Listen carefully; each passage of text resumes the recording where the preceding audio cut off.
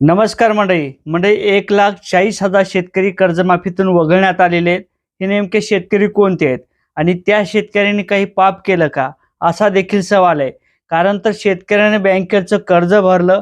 बँकेचं कर्ज भरत असताना त्याची शेतकी जी काही असेल ती तोट्यात असताना सुद्धा त्यांनी बँकेचं कर्ज भरलं. आपल्या पोटाला चिमटा देऊन त्याने बँकेचं कर्ज भरलं.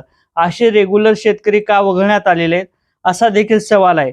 कारण तर बँकेचं कर्ज रेग्युलर भरत असणाऱ्या शेतकऱ्यांना जी काही प्रोत्साहनपर अनुदानाची रक्कम असेल त्याची यादी मात्र अद्याप अपलोड झाली नाही किंवा ती यादी सुद्धा आली नाही. मग अशा शेतकऱ्यांनी काही पाप केलं का? बँकेचं कर्ज रेग्युलर भरून त्यांनी काही पाप केलं का, असा देखील सवाल आहे. कारण तर बँकेचं कर्ज जे थकीत जाणारे शेतकरी असलं, ज्या शेतकऱ्याने 3 वर्ष बँकेचं कर्ज थकीत ठेवलं किंवा त्या बँकेचं कर्ज भरलं नाही, अशा शेतकऱ्यांना 2 लाख रुपयाची कर्जमाफी मुख्यमंत्री फडणवीस यांनी जाहीर केली. परंतु बँकेचं कर्ज रेग्युलर भरणाऱ्या शेतकऱ्यांना मात्र कोणत्याही प्रकारचं अनुदान हे देण्यात आलं नाही. जे काही अनुदानाची रक्कम असेल, छत्रपती शिवाजी महाराज कर्जमाफी असेल किंवा महात्मा ज्योतिबा फुले कर्जमाफी असेल, या दरम्यान सुद्धा शेतकऱ्यांना प्रोत्साहनपर अनुदान देण्यात आलं होतं. परंतु त्या रक्कम अद्याप शेतकऱ्यांच्या खात्यावरती जमा झाली नाही किंवा शेतकऱ्यांना लाभ सुद्धा मिळाला नाही.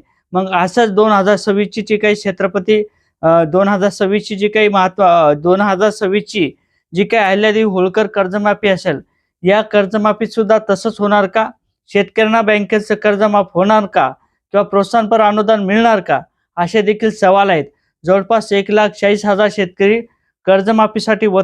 कर्जमाफीतून वंचित ठेवण्याचा अट्टहास राज्य सरकारचा दिसतोय, भाजप सरकारचा दिसतोय.